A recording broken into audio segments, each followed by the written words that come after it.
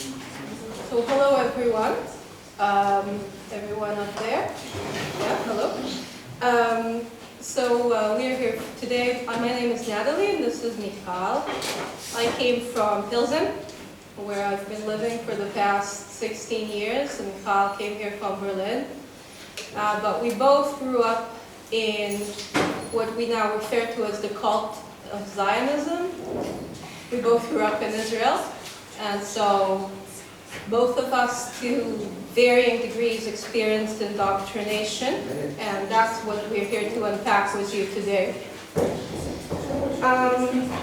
So I will let Michal introduce herself.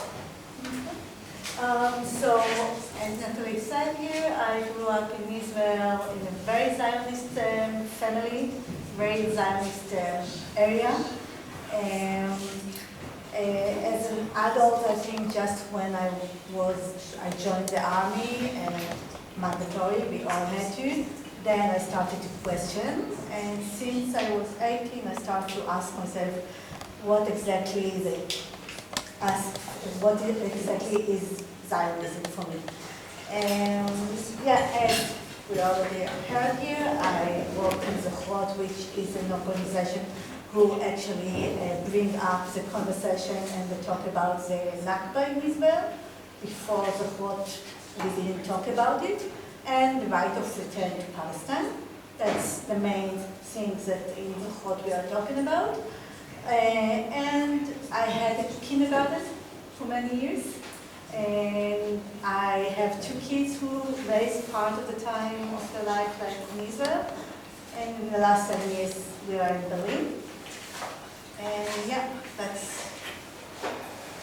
Yeah, okay, thank you, Michal. And so let us start. Yeah, so I will now tell you why I chose this as my first slide. This is a typical classroom in Israel.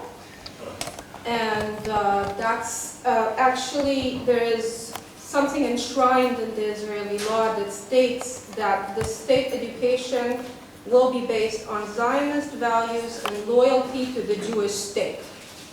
It's enshrined in the law from 1948, but there are amendments added. There's an amendment added in the year 2000 that says this. So if you look at this classroom, which is really a typical classroom, you will find at the front of the classroom the Israeli flag, which is present in most classrooms, and a map. Now, if you look at the map, it's unclear where Palestine, the Palestinian Authority might be, or Gaza. It's very vague. So it's actually erased from the visual geography of the pupils. From the moment they enter first grade, they don't see a map where there is a Palestine. They only see a map where there is an Israel. And here we see, who knows this box? Are you familiar with this little box? Has anybody ever heard of this? Yeah? Yeah? The Jewish National Fund. That's right. The Jewish National Fund, or as we fondly refer to it, the Kakal. Keren Kayemet Israel. So this is actually, it has quite a dark history of acquiring lands and basically ethnically cleansing the area by acquiring lands from Palestinians and then planting trees on top of depopulated Palestinian villages in order to hide the traces of those villages. And it is, or was at least in our day, in every classroom, and all pupils were supposed to give money and put it on, like it might be on the teacher's desk or on a shelf somewhere. Everybody was expected to give some money and contribute to the Jewish National Fund. So as you see, everything in this physical environment sort of conspires to create an environment where there is a strong national identity. A student is discouraged from asking questions, and eventually it leads to the creation of obedient citizens and eventually obedient soldiers. That's the real point, obedient soldiers. Okay, so I'm just going to take you through, this is what? Not open, never mind. So this is what we're going to cover today. We divided the talk into 5 topics. The first one, which will be covered by Michal, is language and learning how to read in primary school. So it's not just the stories told, pupils are told, it's also the very way in which they learn how to read, which is militarized. Another topic we're going to cover is ceremonies. Zionism loves ceremonies, very big on ceremonies. All of us who grew up in Israel, we're very familiar with dressing up in white, going to school, standing by a flag, feeling sad together. This is sort of how they forge the national identity through these ceremonies. The third topic is co-opted Jewish holidays, because Zionism really changed Judaism for many people. Not only for those of us who grew up in Israel, I think for many Jews everywhere. It co-opted Jewish holidays, it changed their meanings, and we're going to talk about that. The fourth topic is broken up, but it's the Holocaust, and the narrative chosen by the Zionist educational system, and the way it deals with telling students about the Holocaust. And finally, Michal is going to tell us about militarism in education. So Michal is now going to start us off with textbooks and children's literature. Okay, so as you know, Israel had to start, when the Zionism came to Israel, they had to make a restart to the Hebrew. And part of it was, how do we talk, what word we use, and actually that came with the ideology of Zionism. So how do we teach kids to be a Zionist? We want kids that will be Zionist, will be the best kids that want to be part of Israel and to be part of the military. And we start with Hebrew lesson, language lesson, and it will be in the ABC, like when kids learn ABCD in Hebrew, Aleph, Bet, Gimel, Dalet, they will get to the letter that will say soldier, and Chet will be soldier, Chayal, and Tet will be tank, as it sounds, tank. And Yud will be Jerusalem, because that's our capital. And this is how we implement the idea of we are Zionists, we are part of it, it's coming in our ABC. Just like, I don't know if you know, but like in every, I guess you all know those, it's the idea of fascist states. In Argentina, you can see that in the Perón time. So A was Eva, and E was Eva Perón, and this is how you teach kids from the beginning what you really want to implement, and that was in Israel, the Zionism. Here, this is from my son's textbook. One of my things as a mother, one of my hobbies was to collect stuff for my kids' textbook. It was amazing, and then to discover it all the time. In this case, you see a Tamar family, and this is Nikki here, the brother, and Tamar's brother, he's a soldier, just like this, on the textbook. Very normal in Israel. It's part of our homework. You can see here, I will tell you where the hide and the weapons. The holiday, by the way, in Israel, the mandat never ends, and we still fight the British. We are still fighting English. It's never end. This story, we all the time fighting against someone. So the weapon is hiding. We are all around this soldier stuff. That's how it's worked, and it's coming in the language. It's coming in, you can see it in math. You are learning mathematics. Something will be like, okay, so now we will bring some heroism story about some soldier, and we need to recount the bullets that he have in his gun. It's normal. That's how it's works when it's You need to build a good soldier. You need to raise here a good students. And then we have the literature. Just the books, the kids' books. So kids' book, again, when they start to build Israel, they didn't have Hebrew language, Hebrew stories, Hebrew literature. And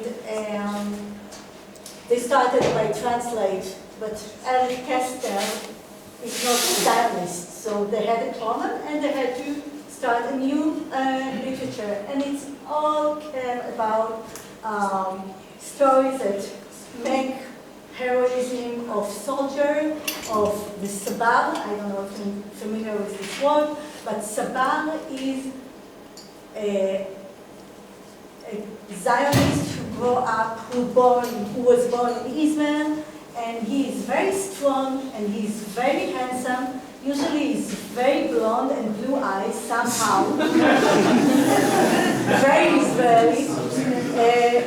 And the truth is that Zionism, and keep it here between us because people don't like what I say, but it's an implementation of the Nazism ideas. That's what it is. Because you will see a picture of chalutz, pioneers in Israel, and they will be very strong on the tractor, and they will be very handsome. Education is not important for the Zionism in the beginning of Israel. It was not important at all, by the way. What was important is to occupy, to take the land, to build it. And that's what they wanted to say. That's a story in the books. So all the children books were about it. The Arabs in the books, very bad, very ugly, black, of course. We can say it here, it's not appropriate, but that is true, because we are blondes from Europe, and they are very dangerous. This one is actually from another topic that came to our kids' book, and that's about the Holocaust. Now, as a child, I read many books about the Holocaust. On those books, usually Jewish, we will learn about the people from Europe who are coming, who were in the Holocaust. They were heroes, or we will never hear about them. So we know about Anna Frank, we know about Warsaw Ghetto, uprising. No, about how do you say Warsaw here. And this kid who will say that he should actually be erased from history as if it never existed. No one said Baruch. We need to remember all these things things so that other nations can learn and know what can happen when we choose a madman to lead a nation. And the most important, and so other nations know that there are situations in which the children too should know how to build a weapon. So it's clear for us. Weapon is part of our life. We will never let someone to kill us again. And it doesn't matter if you're a child or 18 years old or 25. No one will touch us again. And that's a narrative that we were so proud. We were like, really believed in this. I read this book more than once in my life. That was one of my favorites.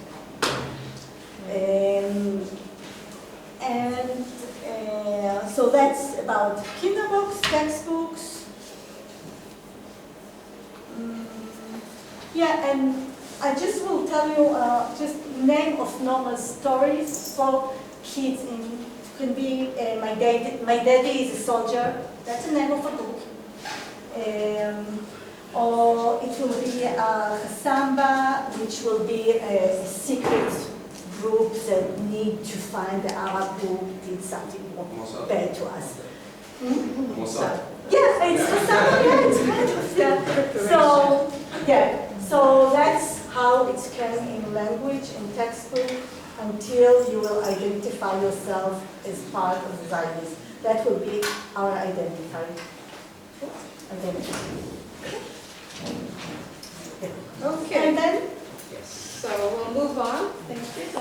on to ceremonies. And there are more than 2 important days, but I'm going to cover Holocaust Memorial Day and just Memorial Day, which is called Yom HaZikaron.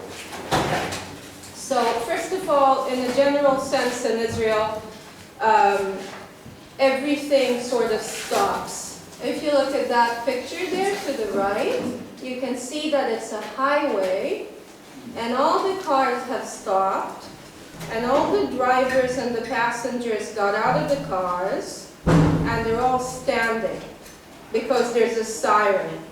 Yeah? This happens, I think, at 11 a.m. every year. Oh, there's 2, okay, fine. There's 2, yeah. I remember one. And you stand there by your car on the highway, and you have to look sad. If you don't look sad, the other drivers will get very upset. It's not good to not look sad on those occasions. So this is in a general sense what happens in the whole population.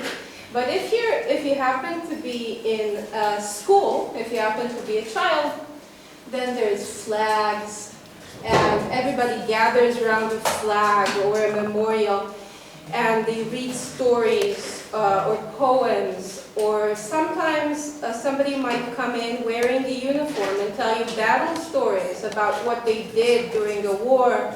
You have to listen. I personally was sent to a super Zionist school, which also served as a military academy. I wasn't in the military academy, I was just in the normal part, but part of the school was a military academy. And we spent about half a year marching in formation and doing all the drills, the drilling and everything like soldiers, because on Memorial Day, we would stand in the sun and listen to the names of all the fallen soldiers. And this would take hours. And people would faint. There were people who were responsible. Their job was to go and pick up the people who fainted in the sun because it was so long. We just had to stand in the sun and listen to all the names of the fallen. So this was my personal experience. I once told this to someone in Europe, and she said, I would get so pissed off I would just leave the country. But nobody leaves the country. To the contrary, they go on and they become soldiers or fallen soldiers like that. So that's how it works. So it really, it's a ritualistic shaping of your identity. Some schools send students to the families that have lost their children in wars or whatever, in the military, and on behalf of the school, they come to the parents of the parents that lost their children, and they speak to them, and that's like a student's, a child's role, which is quite difficult and sad, really. And then the end of this day ends, and boom, it's so-called Independence Day, and you're supposed to be very happy. And there's fireworks, and everybody celebrates the creation of the state. So it's a sharp contrast. And, oh, one of my things not showing. Okay, no worries. And now I'm going to talk about Holocaust Memorial Day, which actually precedes Yom HaZikaron that I just spoke of. So in the Israeli calendar, we have 3 sort of days. Holocaust Memorial Day, which deals with the Holocaust, but it's not the international day that's mentioned everywhere. It's Israel's, yeah. Then Memorial Day, which I just spoke of. A week between them, thank you. And then a day afterwards, there's Independence Day. And this is no coincidence, because it sort of paints an arc, it tells a story. First there's Jewish suffering and the Holocaust. Then there's Jewish sacrifice while we fought all the wars. And in the end, it's happy. Victory, independence. So it's sort of, even inside, within the calendar, it's built this way. So the way the Holocaust has been treated in Israel has changed. Because in the 1950s and the 1960s, there was a lot of shame related to being a Holocaust survivor. And actually, they didn't talk about it a lot. And Michal and I were talking about this before we came here, and actually, that's how it stayed in our families. The Holocaust survivors died in shame, and they never really spoke in most families. But at one point, I think around the 90s, the Israeli state decided that the Holocaust is a great thing to co-opt and use for nationalism. And so the way it's spoken of in schools is now different to the way it was. However, it's far from perfect. And like, the emphasis is really on Jewish resistance, and Michal says, for example, the Warsaw Ghetto Uprising. And there's hardly any, like, the way the Jewish victims of the Holocaust are presented is really like the other. And there's a very good scholar who lost her job after October 7th. She was fired, sadly. Her name is Nurit Peled El-Hanan. You can look her up. And she said that she analyzed the imagery of Holocaust and Holocaust survivors in textbooks. And she saw that the victims are often presented naked, skeletal, and humanized. The way Western media presents children of the global South, but Israeli media would never show you Jewish Israeli kids looking like that. So it's really sort of, there's a lack of respect for the victims. And the idea really is that the Jews, while in Europe, were weak. And when they came to Israel, they became strong, they got a homeland. Another point is simply that nobody else is mentioned. And of course, the Holocaust, millions and millions were killed, you know, like Roma and queer people and political dissidents, and they are never mentioned. And in fact, it's frowned upon and taboo to mention them because it only happened to Jewish people. And Michal here has a story about that. She was actually fired because of it. That's brilliant, yeah. After the university, I was in charge of the education and formal education in one of the villages in Israel. And I was in charge of doing the ceremony, those ceremonies, Holocaust and the Memorial Day. And as Natalie said to you, it's week after week. So in the first week, we did the Holocaust Memorial Day. And in Israel, what we do is usually they light 6 candles. 6 candles for 6 million, that's a number that we say that those are 6 million Jews. And I offered a very radical idea to put 11, because we are talking about 11 million people who were murdered during the World War II and by the Nazis. They didn't like it. How can we talk about the others? It's just us. It just happened to us. I was called by the committee there and was really punished, and they was like, you cannot do it. I will just say that a week later, I did the ceremony for the memorial day for the soldier. And then we read a poem which was written by an Arab Palestinian author, and that's it. I was fired. Another thing, by the way, that it was a whole week, very hard week for them with me. I dared to give flowers to the elderly people in the village. Now, for them, it was, again, crazy, radical idea, because usually what kids do in Memorial Day and Independence Day is giving present to the soldiers. We don't remember Independence Day is not about the citizens. It's about the strong army that we have. Yeah, I just find it so becomes inspired.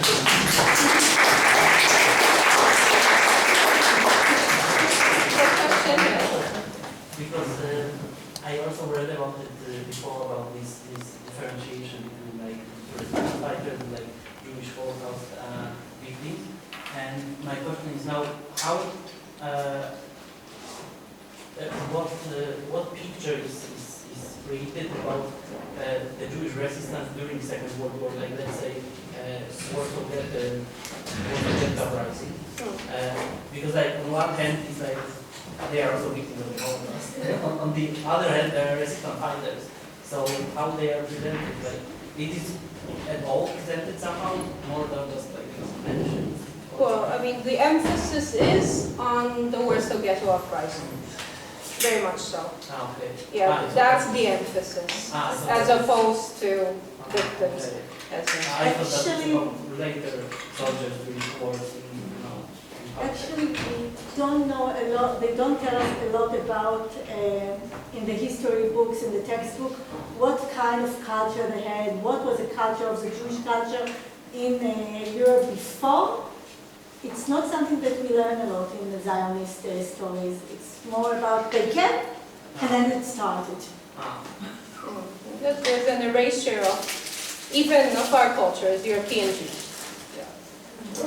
And there's, like, for example, textbooks that deal with the Holocaust. So there's a quote from Ben-Gurion saying, again, that the Jews who were victims of the Holocaust were weak. And a child reading this book sees the quote.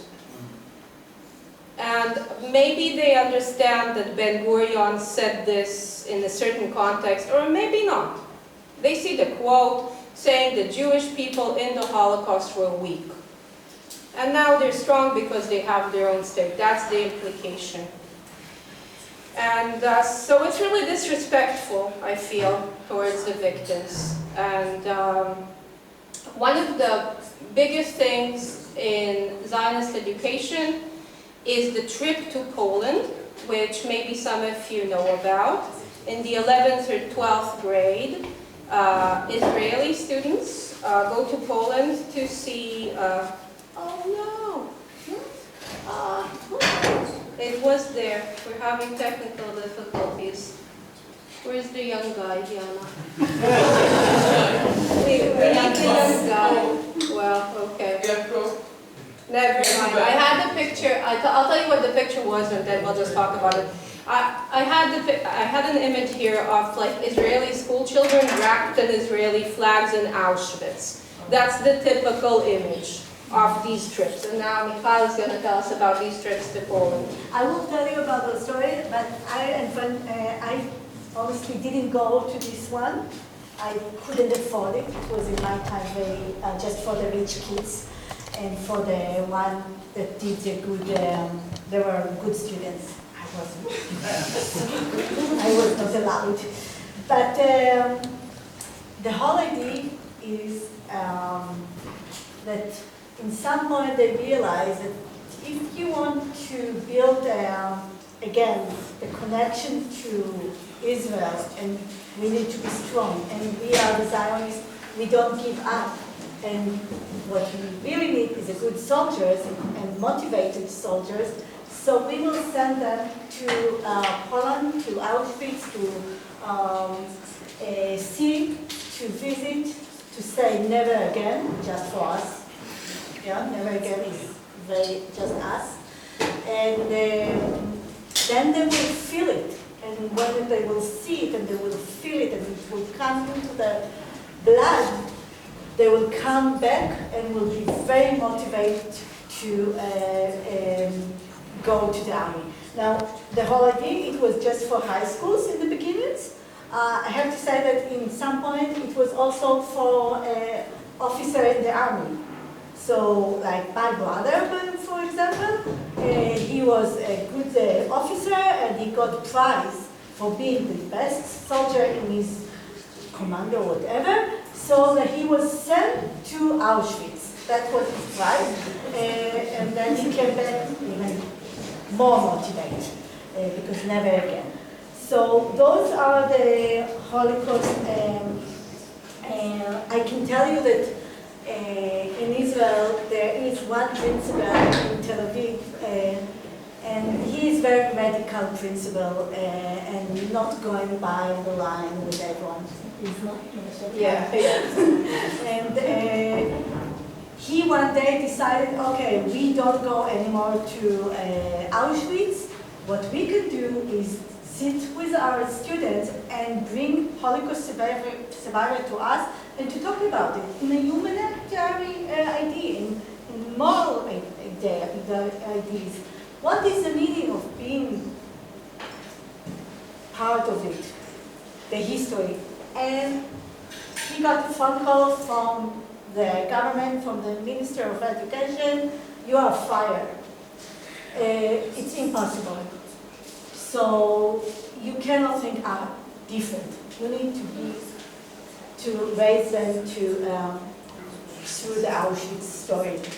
The anecdote for this, by the way, it all starts with one corruption minister who was killed. Do you know this? Yeah. Kirchenson, he was in charge of those delegations. And at some point, they discovered that he's bringing money from Poland in his suitcase. He ended in the jail, by the way. So that was crazy.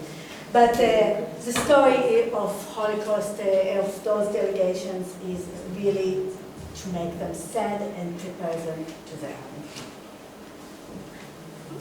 And then come Now, wait, okay. So, enough about the Holocaust. And now we're going to move to the co-opting of Jewish holidays by Zionism. And fortunately, again, this computer is too old to understand my clever pictures, but okay. I'm going to tell you about two Jewish holidays that have been changed by Zionism. I think they're prominent examples, Tu B'Shvat and Passover. So, Tu B'Shvat was a very small and marginal, folkloric, really, holiday when Jews were in Europe. Jews in Europe did not plant trees, partially because they usually didn't own land, and they couldn't. Partially because this holiday is in February, and it's too cold. So, it wasn't an important holiday.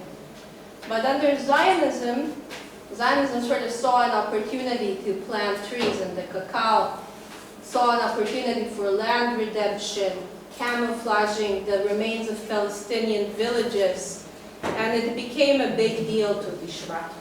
So 1908 is the first Tu B'Shvat that was celebrated by the cacao. Little children to this day take a little seedling, a plant, and we go to plant trees. I think we've all done it.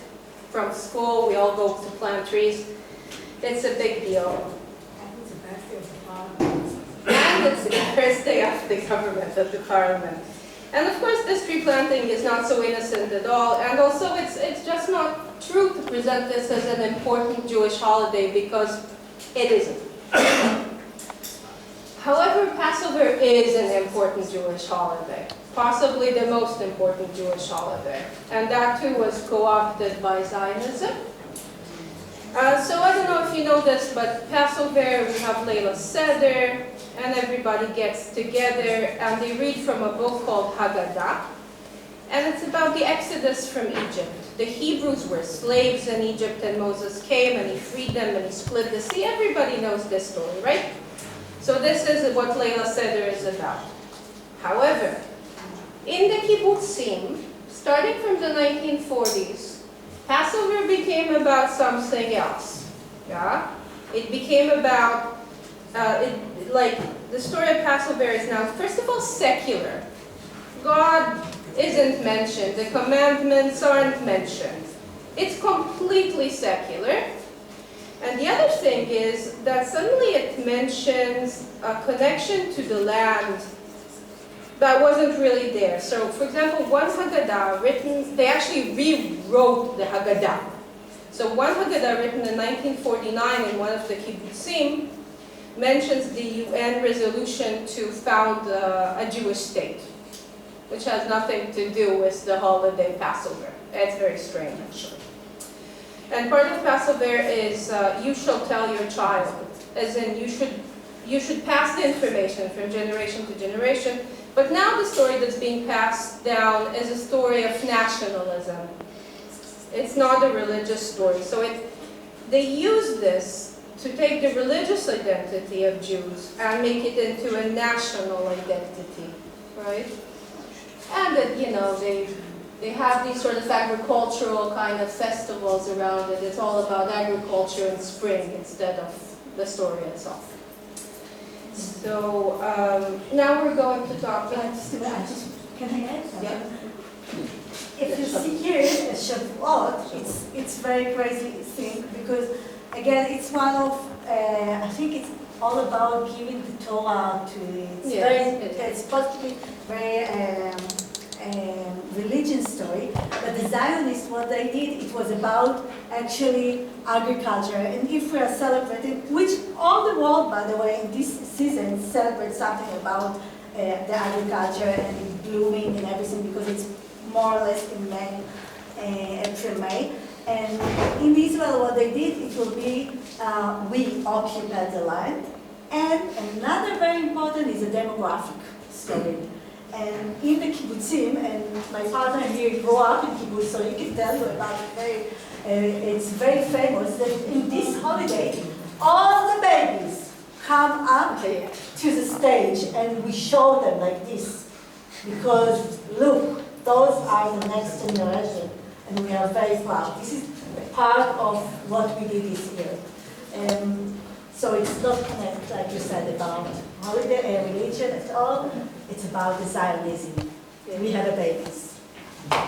Were you showing us the baby? You were showing us the baby. And his 5 kids.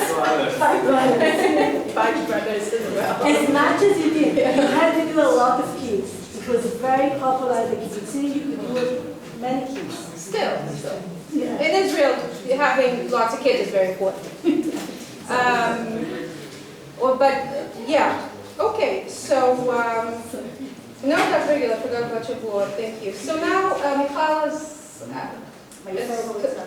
going to talk about her favorite subject, militarism.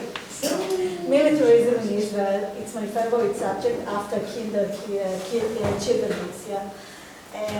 And one, because it's crazy. It's just crazy.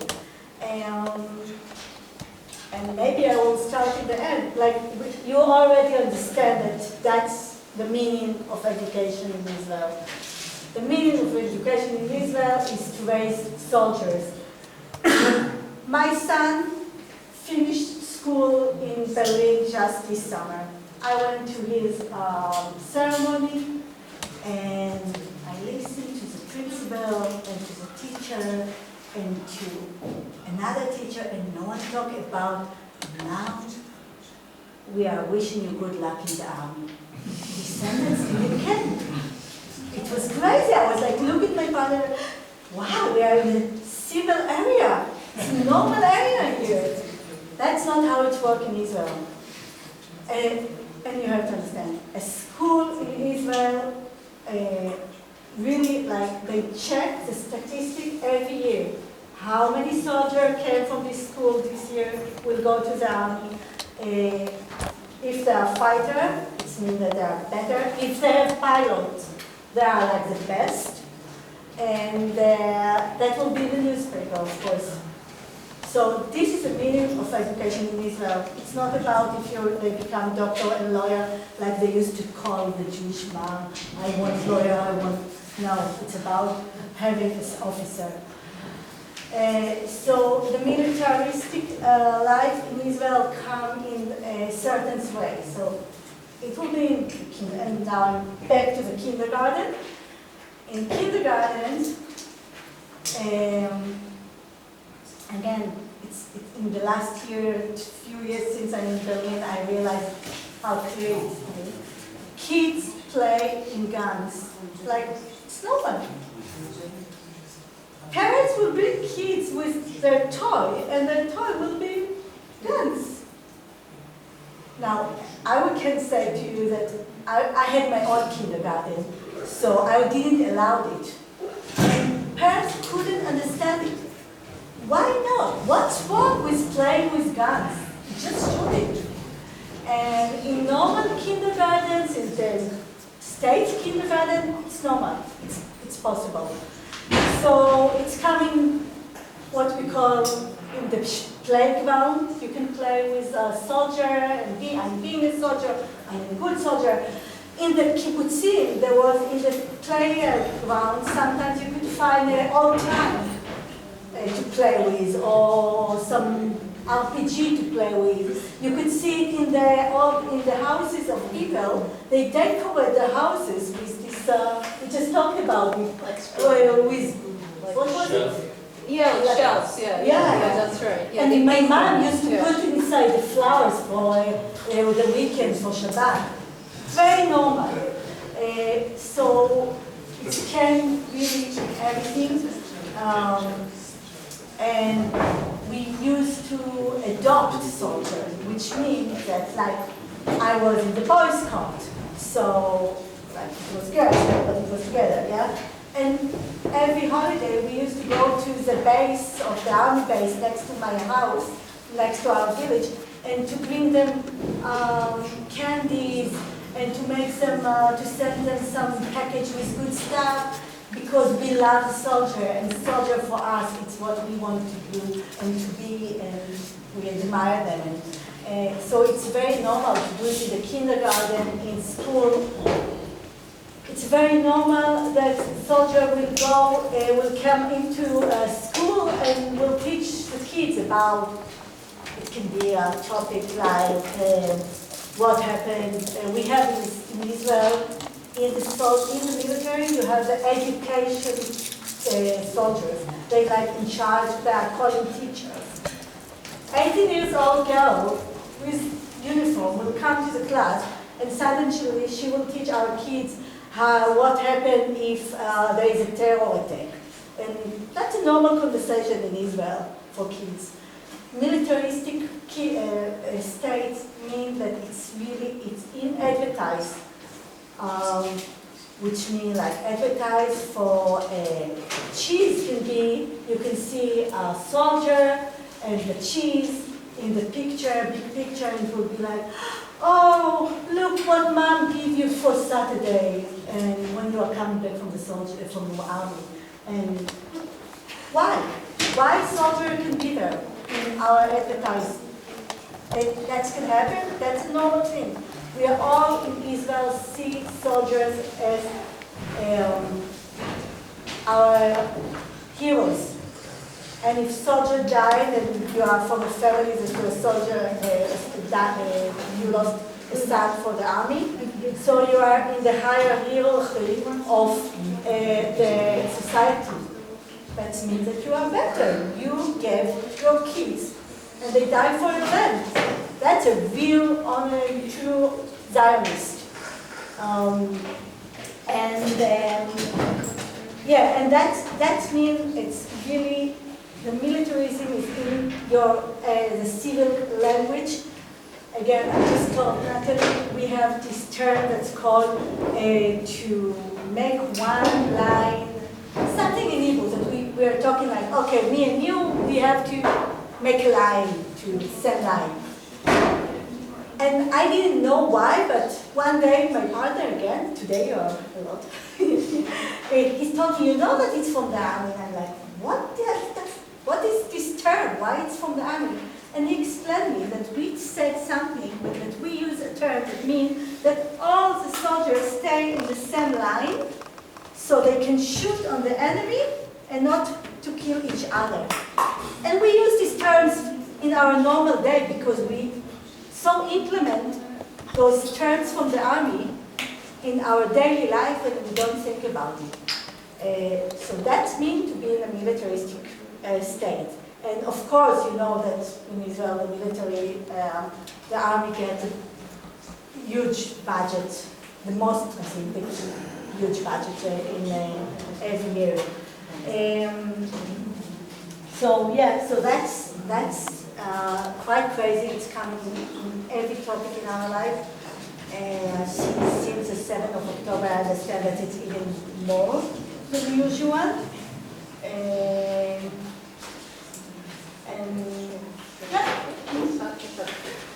And that's it, of course. So sorry. So we are the Zionists. We had to build a new story for the kids. And the Tzedakah is one of the craziest ones. So we need a new legend because we are not religion anymore. Zionism is not religion. It's a colonialist, nationalist idea from Europe. And those times it was secular. So we need a new legend. And Tzedakah was one of those stories about the myth of the Jewish who didn't get up to the Roman people, who were the emperor on this time. And all the kids in Israel know this story for tourism.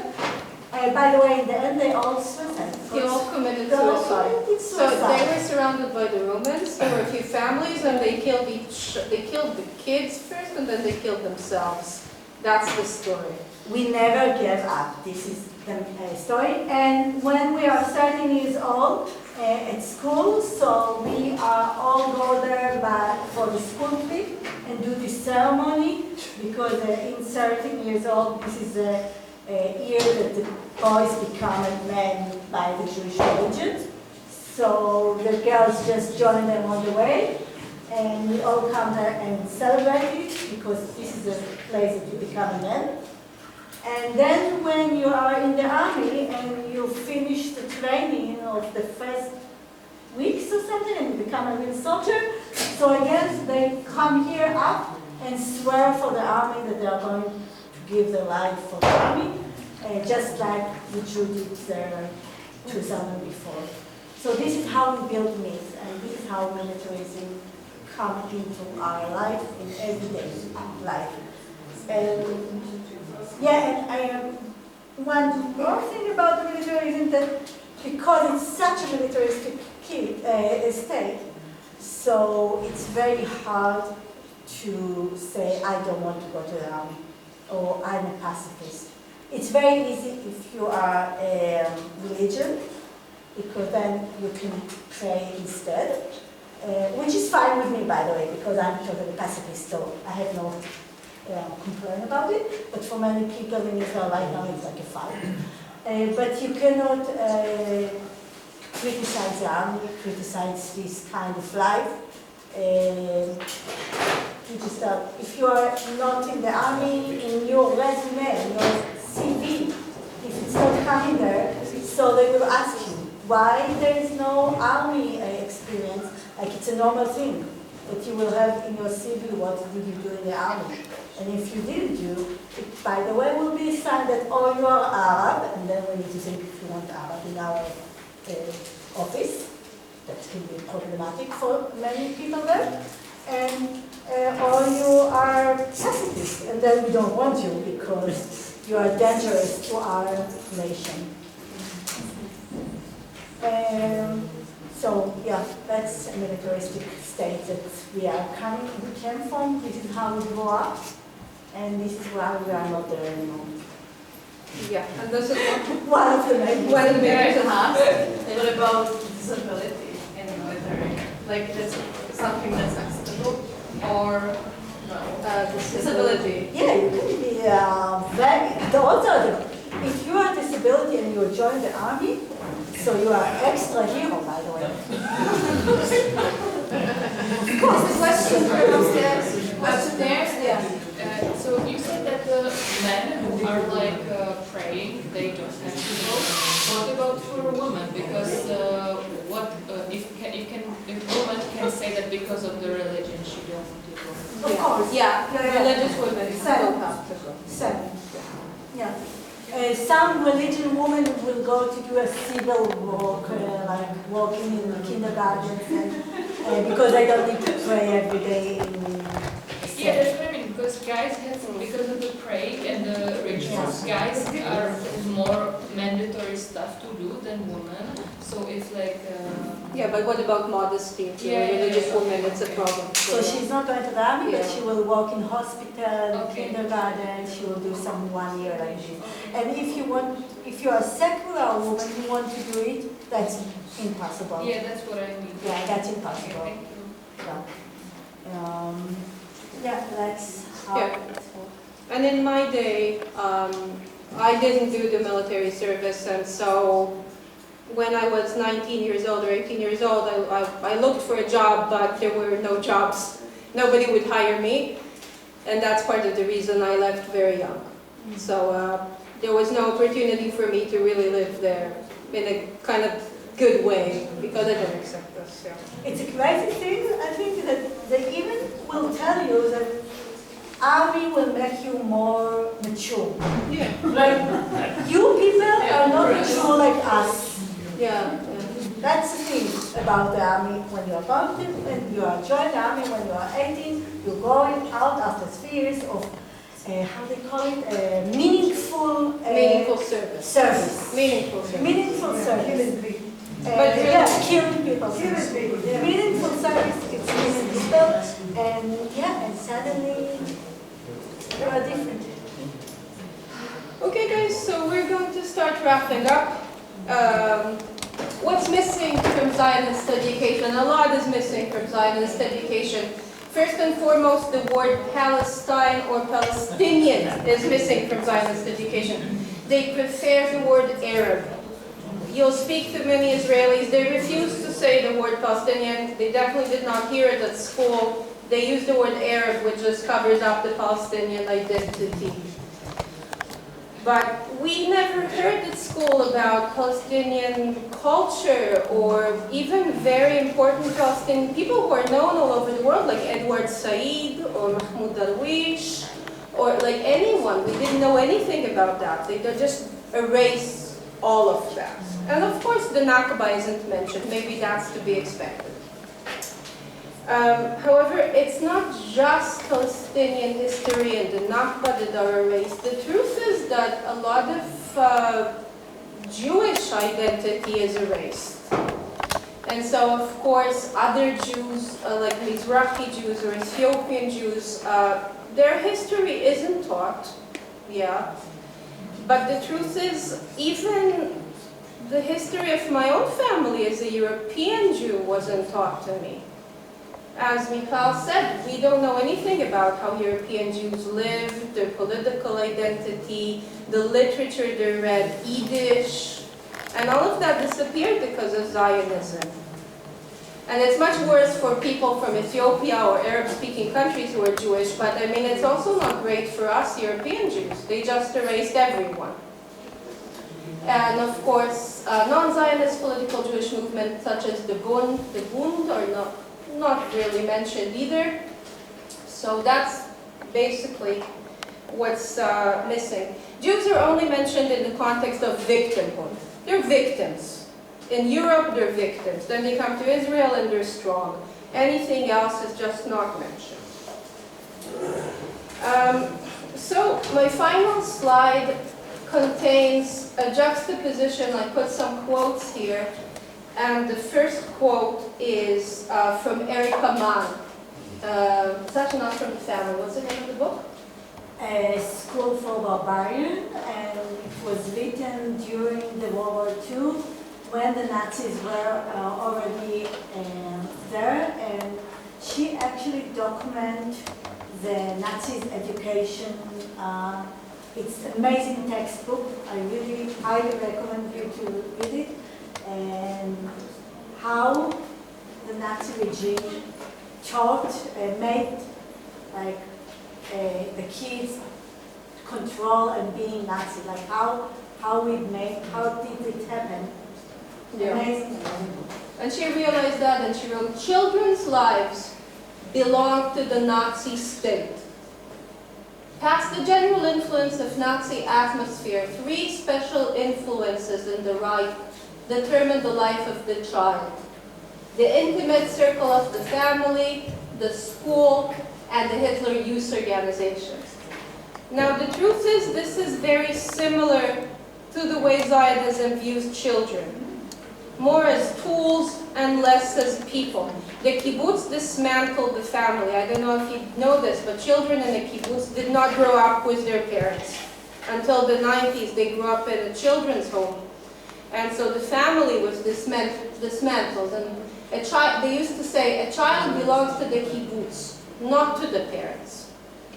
And similarly, like just in a quote from a kindergarten inauguration in Tel Aviv, a child is not born for his family alone, but for the nation. And Beryl Katzenelson, who was one of the leaders of the labor Zionist movement, said, generation after generation, what will be built here is not just a Hebrew settlement, but a renewed and reformed people. Meaning that the children are just tools. You have to have as many as possible, have many, because there's a demographic threat. You don't want to be outnumbered by the Arabs. So have many children, indoctrinate them, and they will take care of the Zionist state for you. So, yeah, that's it. I just want to say something else, just to end for this, that make you maybe even more understand. In the end, we all, from childhood, will identify ourselves. When you will ask, what is your identity? How do you identify yourself? Like, how do you describe yourself? A good answer. And I think 99% of the people will say, I'm Michal, I'm a Jew, I'm in Israel, and I'm a Zionist. And when you will want to say, one day you will discover that maybe I'm not a Zionist and I want to take it out from my life, it will be hard for the society around you to accept it. It's impossible. And you will pay a price. You will pay a price. You'll pay a big price. So we, the people who discovered it, and we decided that actually the Zionism is a life for us, and we don't want to be part of it. And for me, I think it happened when I was 25, more or less. So it means that I'm radical. I'm an enemy of the society. I'm a problematic person.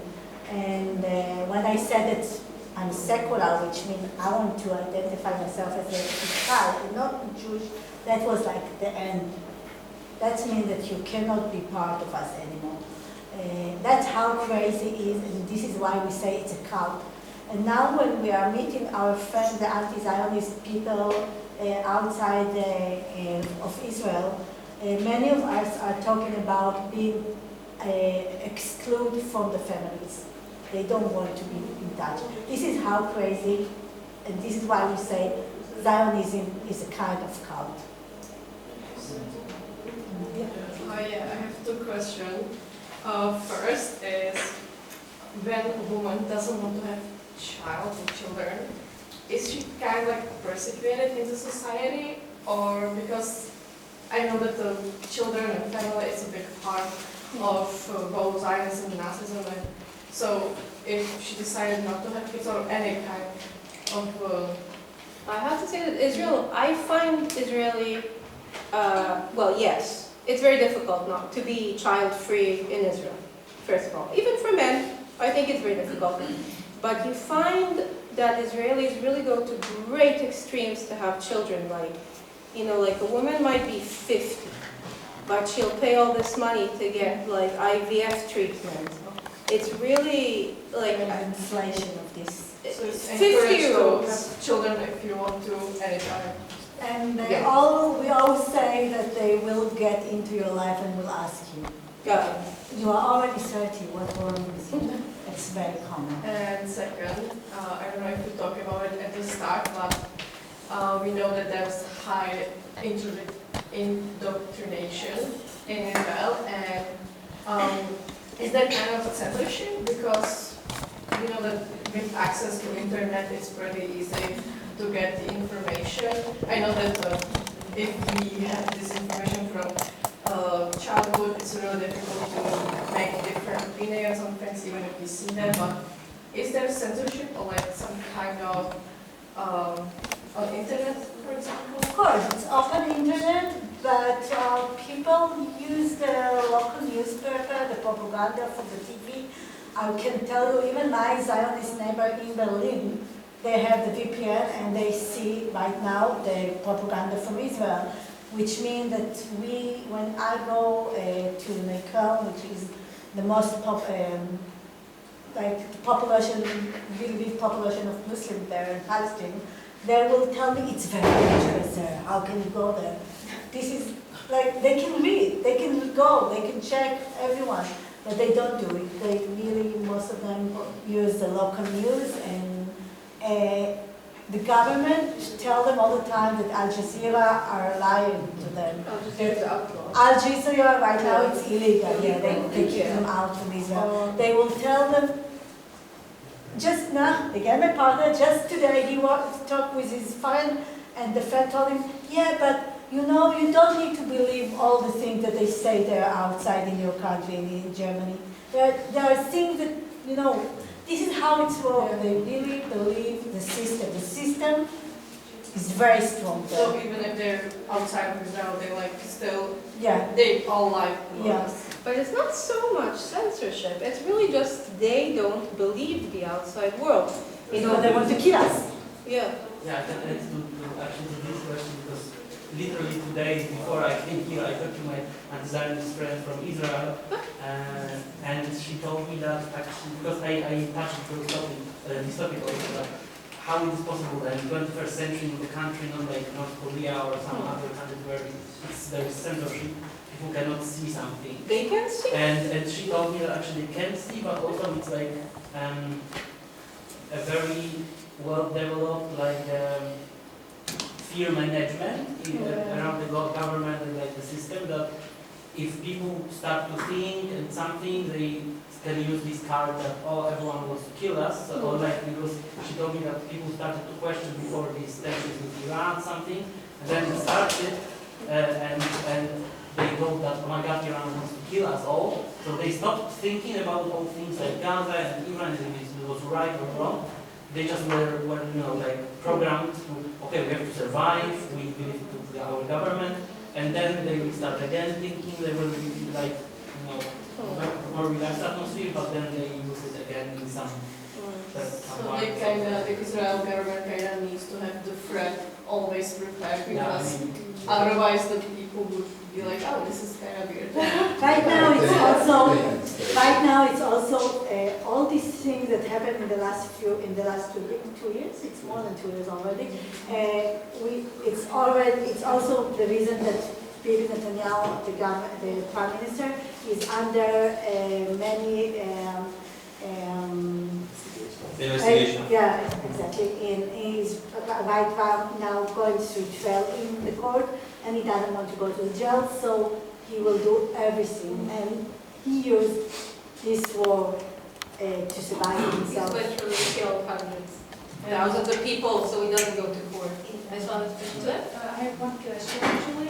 So what was the moment, or how did you realize you are not Zionist? Like you have gone through like all this education, and you said that you realized it like quite early, like at 25. So what was your moment, and how did you realize it? For me, the first moment that it happened to me when I went to the army, something felt to me really wrong, because we used to, the army was just next to the house, and something was wrong because they took us through the village, which was next to our village, and there were Arabs.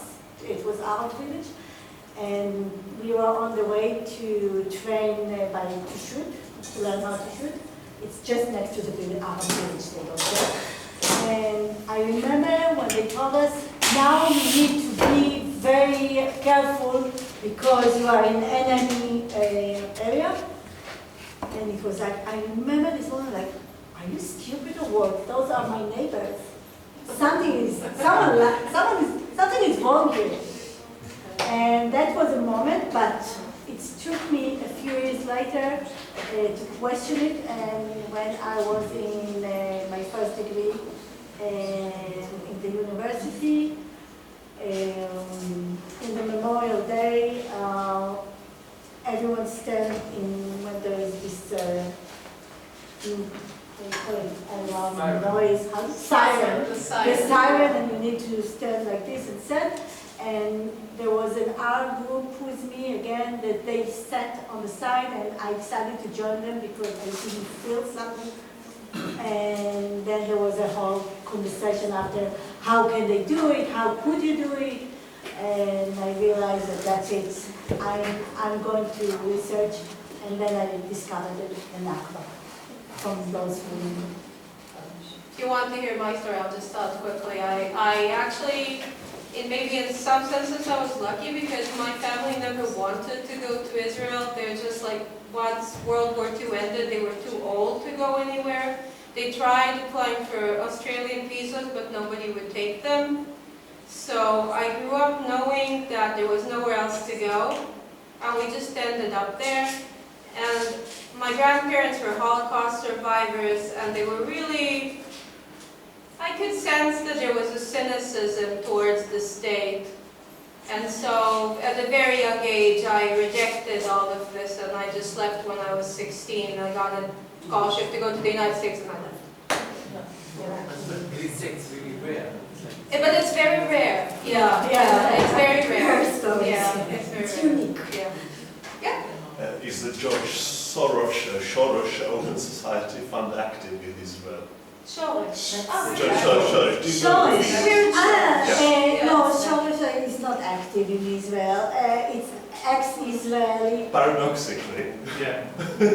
Well, Or not paradoxically, I don't know. Like it's a fun question, but a provocative one. Pretends to care about open societies, and what you described in Israel definitely is not what you would call by any reasonable means an open society. But surprise, surprise, it's absent there. Yeah. Shoresh is for us who left, I guess. Ex-Israeli. Ex-Israelis. Many of us don't want to define ourselves as Exactly, Israelis. yeah. It's quite difficult for people to define themselves as Israelis. And we prefer ex-Israelis. Yeah. Yes. Can I have a question? Yeah. I was just thinking, how does it, I'm sorry if it's like a too personal question, but how does it feel for you that, you know, your ancestors sort of left a place or had to leave a place to come to Israel, and then you sort of have to relive that just from like a different side, and basically you go into a sort of an exodus again. How do you deal with that? How do you explain it to your children? How do you carry on? I came back. My family is from Prague. Mm-hmm. And I actually came back to where my family is from. And you're always an immigrant. There's no going back. And it's hard in that sense. But I don't feel like I just regret Zionism because it erased so much of my personal history. So in that sense, that's the only thing I feel like, kind of the trauma of Zionism, really. Yeah, I came back to my grandfather's city, Berlin.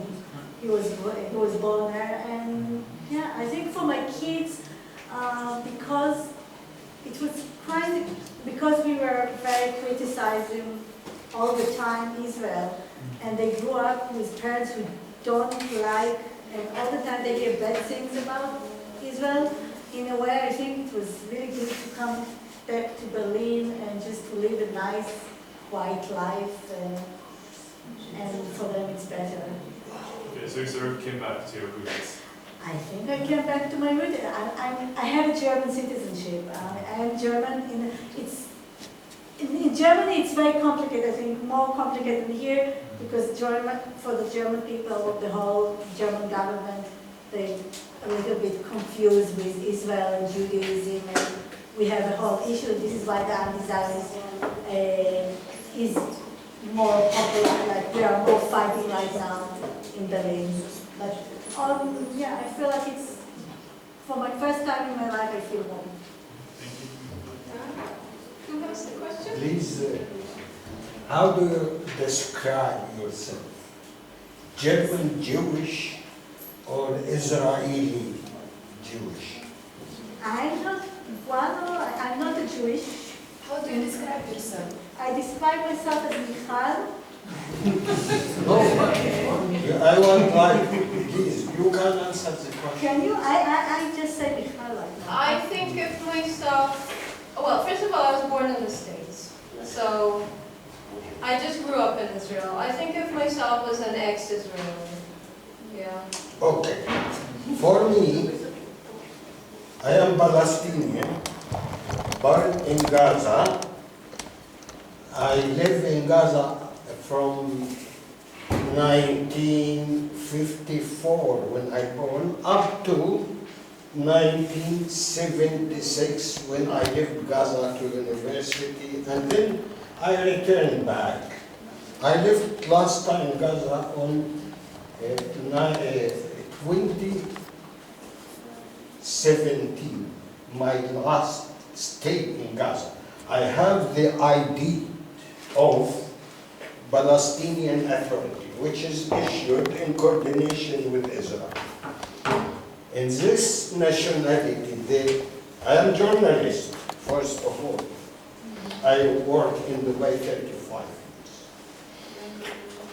This right in my Palestinian ID, which is issued first by Israeli occupation administration, and then by the Palestinian Authority in coordination with Israel, as I am resident. They mention this in my ID, because Israeli want to consider me as a resident, not a national. You raise the questions after and before about this. In my Czech ID, which I have permanent residency here, I still also none, which means I don't have nationality, because the Czech Republic is supporting Israel and Zionism. This is clear for everybody. One day I spoke with my colleague about this. I had been leaving Prague to Austria by the car with my two brothers. What we have? Me, I have a Palestinian passport from Palestinian Authority. My wife have a Jordanian passport. My two children, daughter and son, have Egyptian document for Palestinian refugees that time. And then my brother had been with me. He have a Palestinian passport. His wife have a Czech passport. His two child daughters have a Czech passport. The third card had been my other brother. He have a Palestinian passport. His wife have a Cyprus passport. His two children have American passport. So when the policeman saw this, and all of us, same father, same mother, same family name, asked us to stop aside and came to ask us, why? You are the same, you look brothers, you have all this different passport. He asked why. I told him that if you have 6 hours to talk, let me explain to you. Because we are Palestinian. Our land is occupied by what called Israel, which is built by the Zionist movement on 1947-48, because of Balfour Declaration of a British mandate on 1917. And he told me, stop. I don't have a time to. Now, I am from Gaza. my family, I mean my sisters and brothers, their children and grandchildren, and every day I sleep about 4 o'clock in the morning after following all the news and looking for all channel. And then I get up at 9 or 10 just to open the TV and check the news. Now I would like to ask you, whom can I blame for the genocide going on in Gaza and some kind of confiscation land and settlement in the West Bank? Can I blame the Jewish movement or whom you describe as national Israeli, who is the right wing? And my other question, where is this movement which had been called Harakat al-Salam, you know it, in Israel, which is disappeared after the killing of Ishaq Rabin, and we are the Palestinians. Sometimes we blame Yasser Arafat to say an agreement with Israel in this way, which is Oslo. Thank you. But actually, I'll just sit down. Is it okay if I sit down? They told me to sit down, but I'm bothering. Am I bothering you? Yeah, now you are. It's okay. I sit down. Okay. Sit down. Okay. Thank you. Thank you. Okay, who can I blame? I would first like to say that I don't think there was ever any true intention towards peace. Harakat al-Salam, that was always a lie. Liberal Zionism never intended to give Palestinians land. It was all a lie, and that's part of what kept Israeli society where it is, believing that they want peace. Believing that when they go to the military, it's the most moral military in the world. That is the biggest lie of all, and that's why we are here. Yeah, it's much worse. It's not much worse than the right wing. The right wing is terrible. Terrible. But that is also very bad. Liberal Zionism is also very bad. Liberal Zionism. But why Israel go to the right, and what they are committed now is genocide and killing and... Exactly. And this is why I think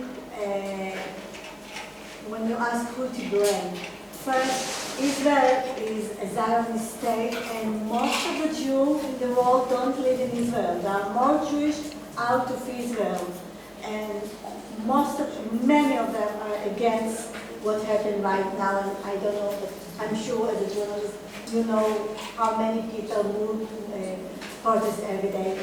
And so I think it's another one thing. Another thing is when we are boycott Israel and we calling everyone, please boycott Israel, don't do any business with Israel, is because, of course, one of the reasons that the war in Gaza happened, I don't know if you know, but the weapon industry made right now millions of money to their pockets.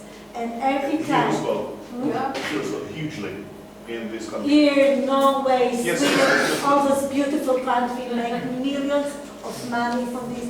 And every time that there is a war in Gaza, you can see increase of selling weapons from Israel after that to the world. So unfortunately, it's a very big issue, the money in Israel. For this, we do everything. And just one sentence. The right of return is exactly what we fight, because we both live in Europe because of the right of return that was established after the World War II, after the Holocaust, for all the refugees in the world, the right to return to your house after the war. And this is why the Palestinians don't get it until now, because they didn't recognize them as a state and a refugee. You know, we still have a land in Beit Sabah and Jaffa.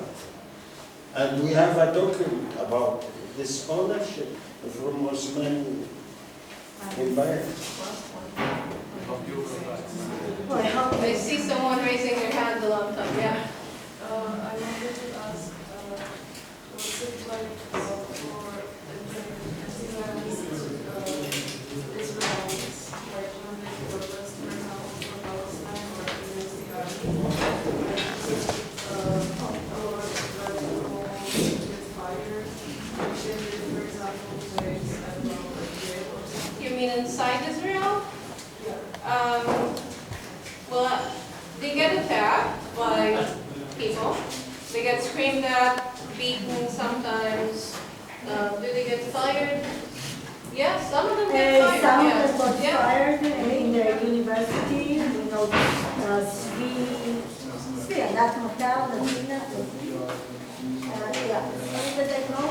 a teacher who lost his job because of his opinion, Mayor Baruch, that was fired. So it happened. It happened. Okay. Yeah. Yeah. Yeah. What you've described, the Israel that you've described, it seems to me such a deeply, profoundly dysfunctional society. The militarism, the twisted education,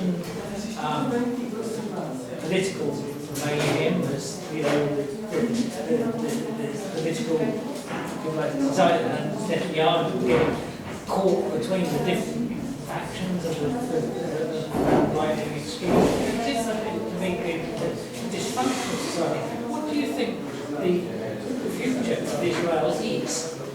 Is it going to just collapse under the lay of its own In a way, perversity? I will say something that maybe sound hard, but in a way, I think 7th of October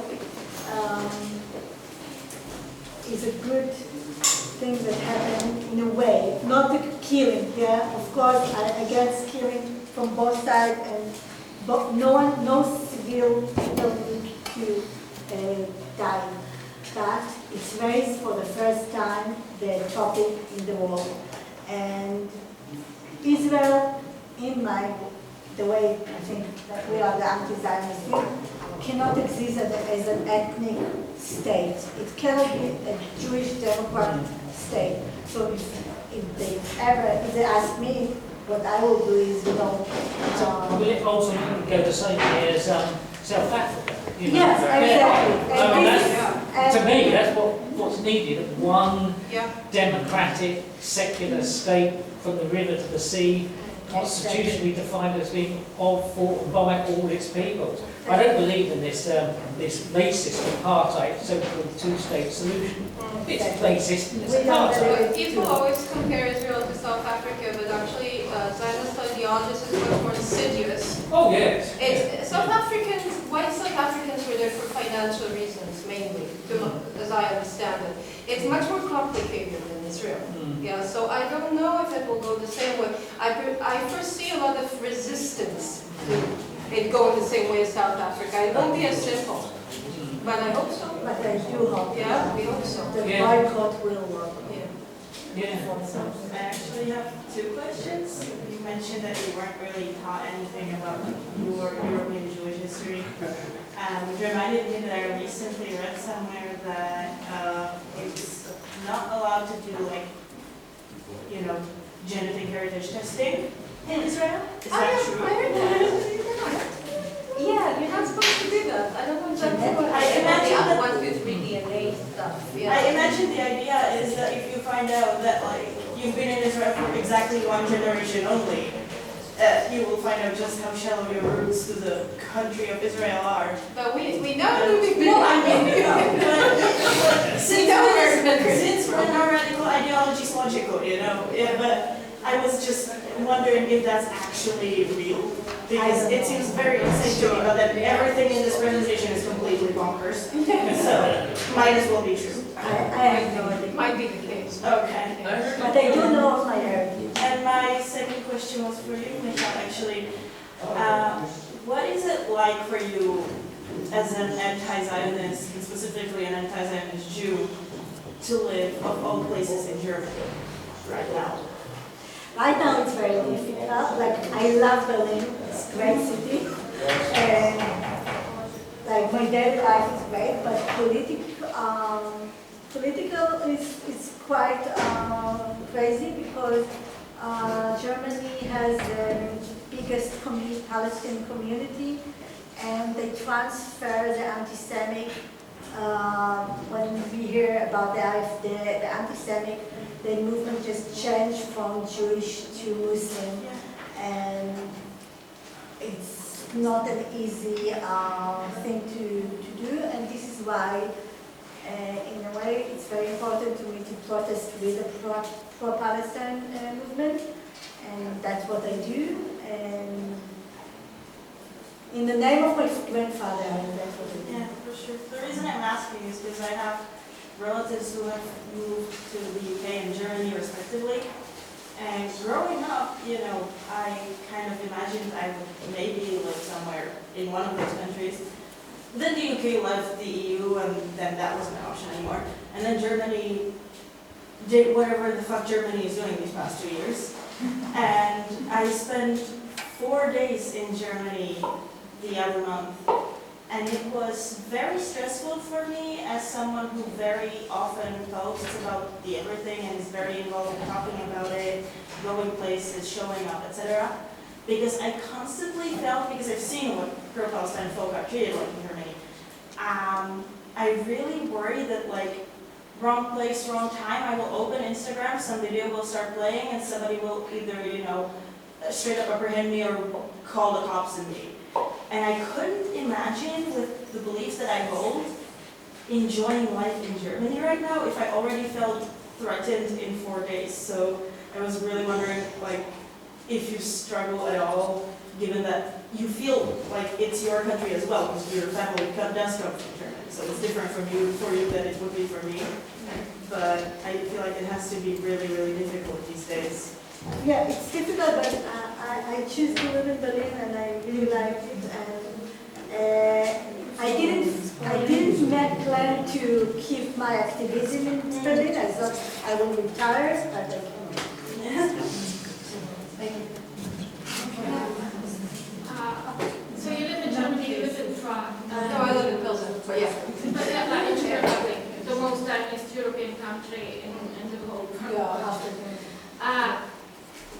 How would you compare the I lived in Germany for some time, for 21 years, and the German police was always beating the leftists, always beating the anarchists, and when I now see how brutal they go against pro-Palestine people, and even Jewish Holocaust survivors, it's just amazing.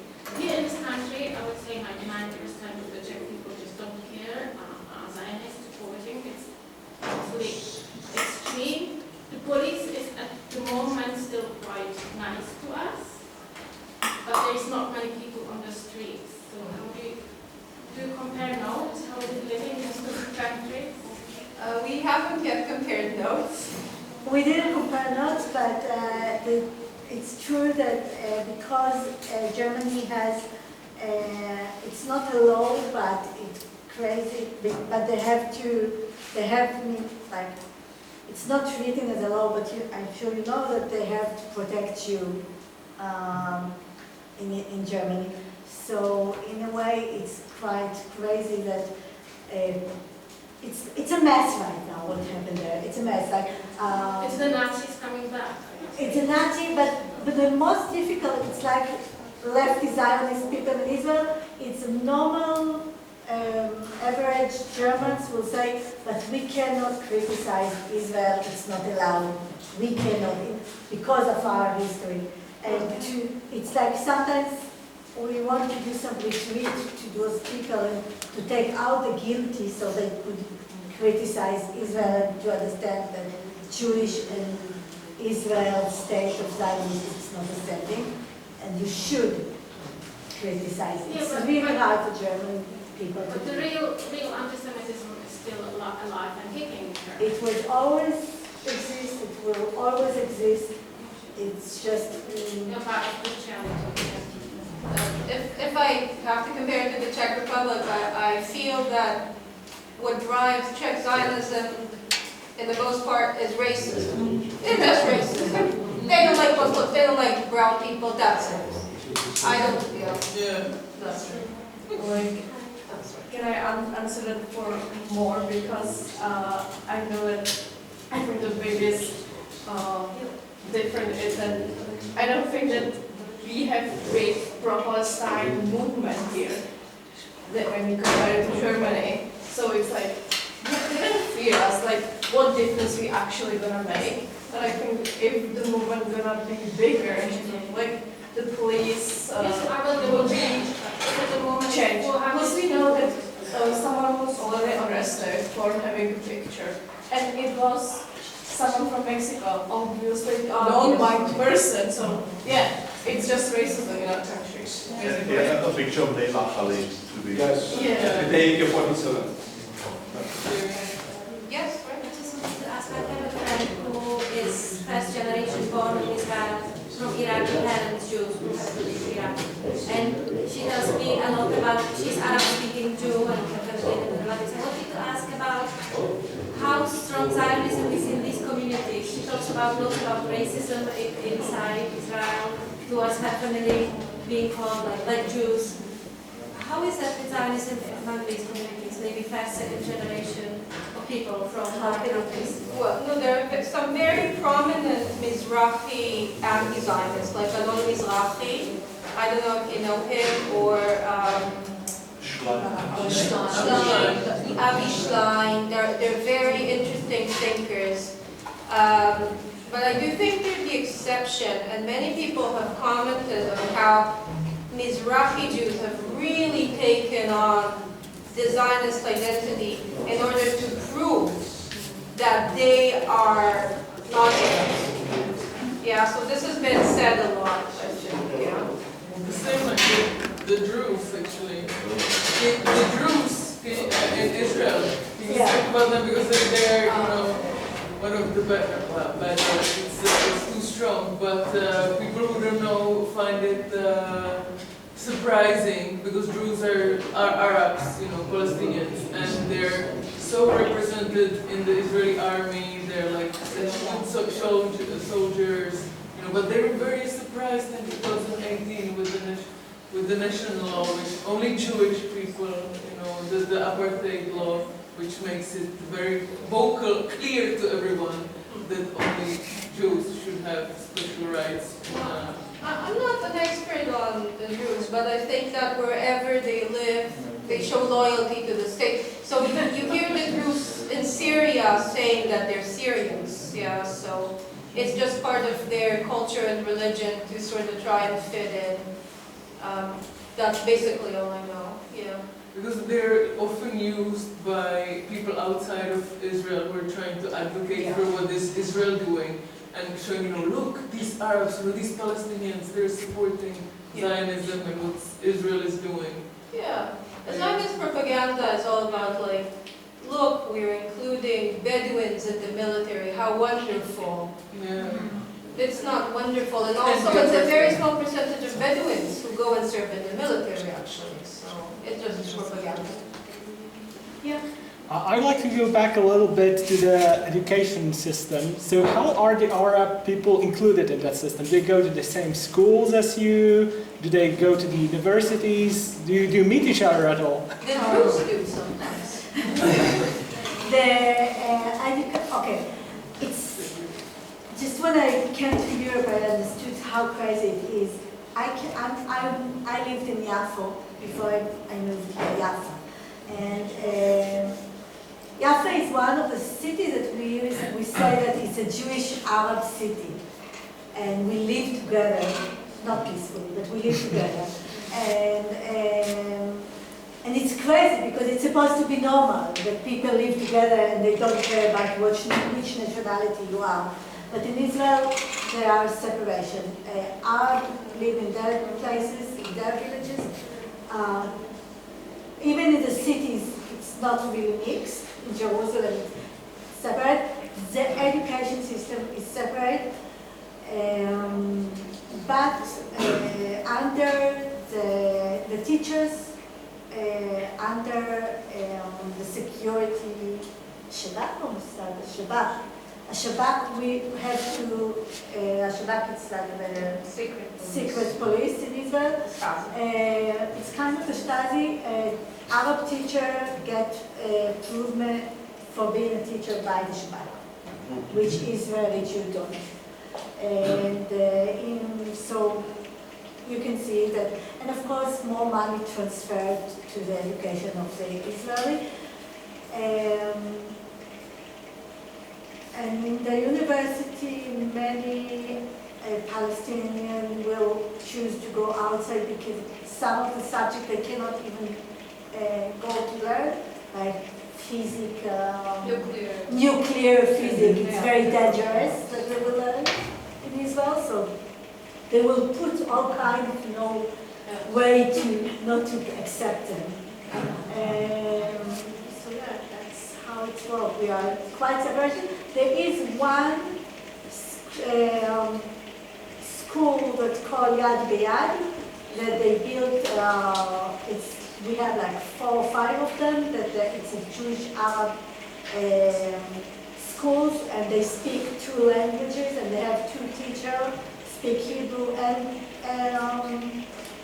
Arabic, and the kids grow up together. So it's very unique. It's not Okay, so also Israelis don't learn Arab and Arabs don't learn Hebrew? Or? They learn Arabic. We just talked about it. If you learn Arabic in high school and do your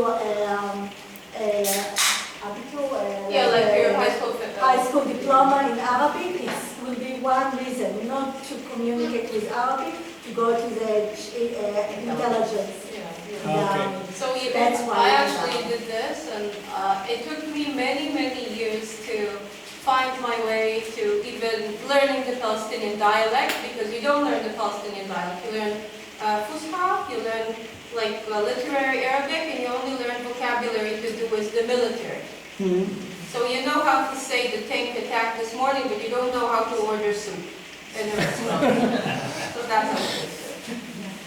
Okay, one more question?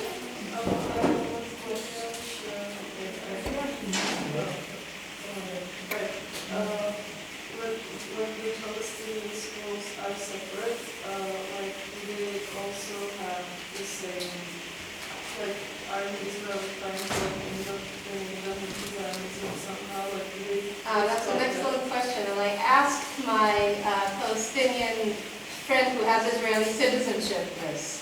I said to him, I was like, so what did they tell you?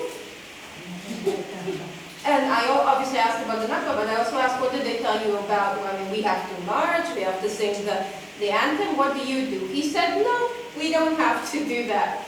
And also I said, so do you talk about the Nakba? And he said, no, we don't talk about the Nakba. So they don't talk about their own history, but I don't think they talk about the Holocaust or stuff like that either, according to what my friend says, anyway. Yeah. Many of the young generation, since I have to say about the Nakba, that many of the Palestinians in Israel the parents, like we didn't talk about the Holocaust with our grandparents, same with the young generation with their grandparents. They were afraid to talk about the Nakba. And when I walked and was activist in Zahot, Palestinians came to us and learned about their history in our place, because we used to, what they do in Zahot, it's taking a lot of testimonies. And those young people came to us to listen and to learn about their own history, because families, and no, it's not in the they don't talk about it in the families and not in the education system. Of course, that would be very dangerous. I will just add to that there is this Nakba law from 2011 that it's actually forbidden for schools in Israel to commemorate Nakba, and if they do, they should lose funding or something, because everyone that day 15 or 14, 15, of May should be celebrating Israeli nationality or establishment of the state. So actually Arab Palestinians in Israel are forbidden from commemorating Nakba even.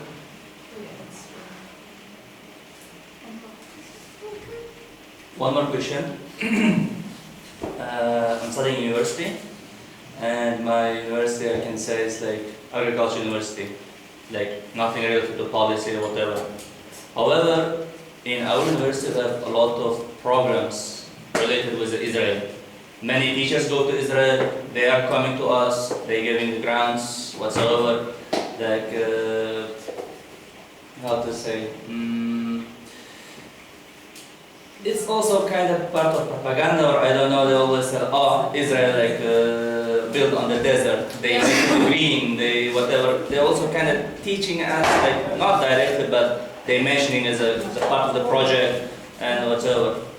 My question is, I don't know, most of our teachers, I can say, is more Zionist side, let's say, and is it, how to say, maybe there is a strategy or way how they can be acknowledge it, or what do you think, what is it better to do in situation that to tell to teachers or to just to faculty to say, like, guys, like, basically they're criminals and you're supporting them, and so on and so on. Well, I don't know, it's a difficult question. If you want your diploma, I wrote this. Is it here in Praha? Yeah, a lot. Difficult. It's very hard to convince people who are in the cult to see behind it, you know. So it's very personal question, and I cannot give you advice, and then you will have your own problem. They just heard that cherry tomatoes grew in the desert. That's all they heard. They probably, if you confronted them, they will probably not say, yes, we're Zionists. That's my guess. Yeah. They might just say, well, the technology is amazing. It's complicated. It's complicated. And those cherry tomatoes, they're really good. You know, they'll just say that. So that's my guess. It's hard. Keep bringing them to our events. Yes. We'll make them wake up. Okay. Get them going. Questions? Okay. I was trying to make it a simpler question in my head for a long time, but it's really a question about grief, because you talked about feeling like you don't have a country. You talked a lot about that. And I'm from India, and I feel like we're baby Israel. You know, I'm just going to say it. Like, you know, the right-wing propaganda, it has stages. It starts in a certain way, there's a middle part, and then, you know, and then the cycle just continues, and there's no rest. And so, it's anything you wanted to say about grief, I would love to hear about feeling estranged from one's land, because even if my land still exists, I no longer feel connection, of course. And the other question was more about women, and about how like, you know, that's like, I feel like being a woman in fascism is twice the fascism, right? Like, because you also have the feminine role, like, oh, you can escape the military by being religious, or being a kindergarten teacher, or doing some feminine role. So, so then what, so the question is, what sacrifices are you conscious of making? For, you know, sorry. Like, Okay, so I'll answer your first question, and I'll answer your second question. So, I really, as a Jewish person, I think the thing I am proud of being Jewish is that for centuries we were landless people, and we harmed no one while we had no territory. We were diasporic people. There's many, many types of Jews all over the world. There's many ways of being Jewish. And, you know, I try to connect to that. Because my identity is culturally Jewish. That's where I'm from. I don't really feel like, I mean, I feel a lot of grief over having been brought to Israel and having been indoctrinated and having gone through all of that, but I don't really feel as if I lost my country because it was never my country. So for me, I try to connect to the part of me that is Jewish and diasporic. I think that really it was So the quite question nice. is more about having no home. It's not about having like the conscious feeling of losing home. I mean, that's repeated theatrically every time. The feeling that every time you get comfortable. But the idea of having a piece of land that is yours and connects to your identity comes mainly from the 19th century. There are other peoples in the world, like the Roma, who don't have territory. So it's difficult. I think it's a very difficult identity to carry for many reasons. And now it's more difficult because of Israel. But I actually like the idea of being a people without a territory and without land. I think that the world can learn a lot from the way Jewish people used to live before Israel. I think it's even the language. I think it's called diaspora. Yeah, diaspora. Yeah, we're diaspora. It's like the alternative to Israel. Which is why I think what you described about Israel is not really a really fascist society, it's a normal society. That's what normal societies do. But I think it's, to make it very clear why it's more crazy, because when you live, like immigration and people move all over the world, it was always like this, people moved. Yeah? But something about the Zionism is that when you choose to leave Israel, you have to understand that it's a betrayal. And people don't accept it. Yeah, exactly. And it's crazy. And I think for us, I will speak in my name, at least in this thing, I don't need the land to feel home. And since I left Israel, I visited in these 7 years one time. I really don't consider it. And I feel home right now where I am. And for Being the woman in the fashion society. I can tell you that it was always a question. I don't understand how it happened. You know, sometimes as a kindergarten teacher, I always ask myself, how could it be that we teach non-violence education and then they become so violent? It's really crazy. It's really hard. Mothers are sacrificed, example. So mothers, and especially mothers who lose their sons at war, are kind of like sanctified in a way, and that sort of thing happens. It's very similar to a lot of cultures. Yeah. Yeah, but the sacrifice I was talking about is like, you probably decided like, okay, I don't need to have certain friends, or I don't need to speak to certain family members. I don't mean the typical cliche sacrifice. I mean the actual sacrifice it takes to be someone who decides to be an anti-Zionist Jew, you know? So that was my question. Yeah.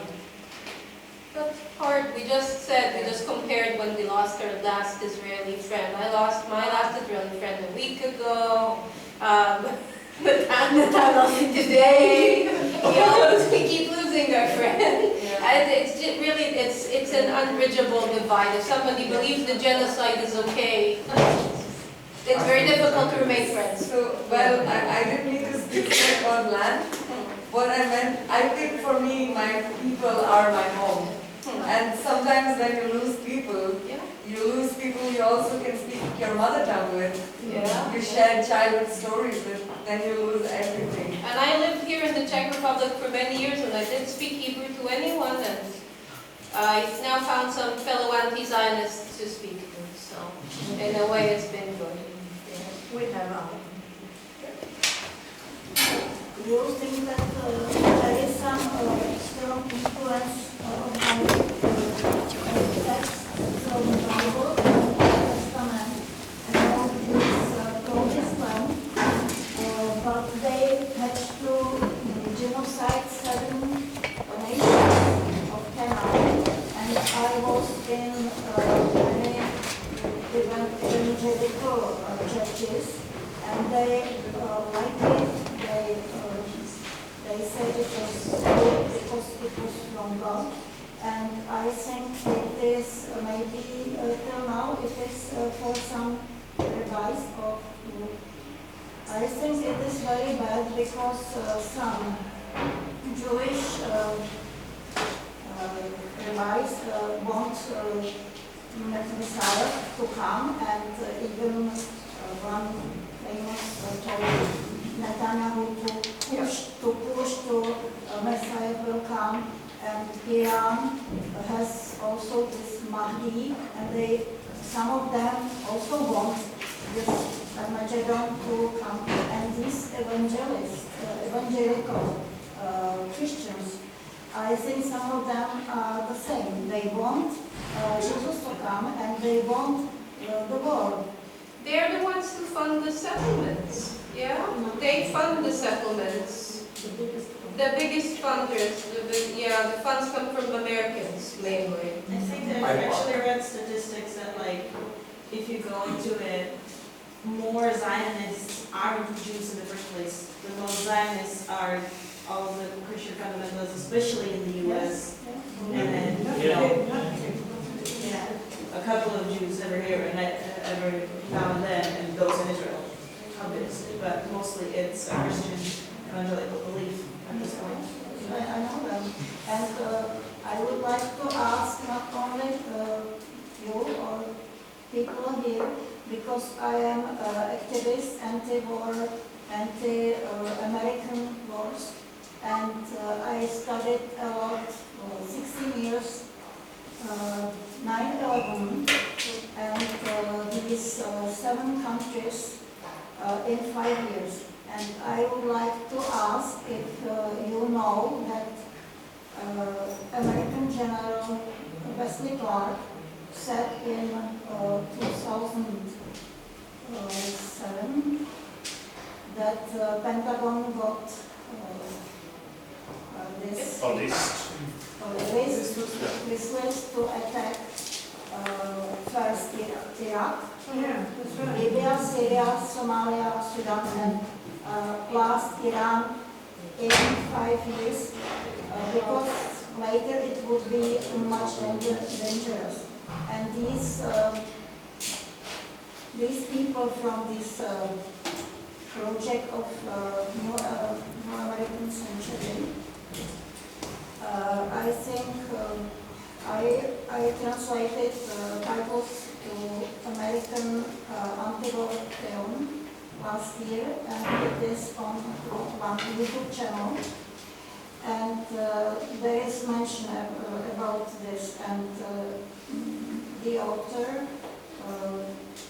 thinks that maybe these Pearl Harbor, Vietnam bombing, and 9/11 were big false flag attacks, and it is not said in the film, but it is there that. I'm sorry, I think we're taking these wars were fighting for Israel, and I think it is very. I think some facts show that Mossad was involved in 9/11. I will have some lectures about it. Okay, I'm sorry, but when we have some political science, I mean, I don't want to, but like, this is more a question for political scientists or someone who's going deeper into these topics. We really, let me just wrap up, because it's already like 20 past 8, and we need to free this place. I want to thank you so much.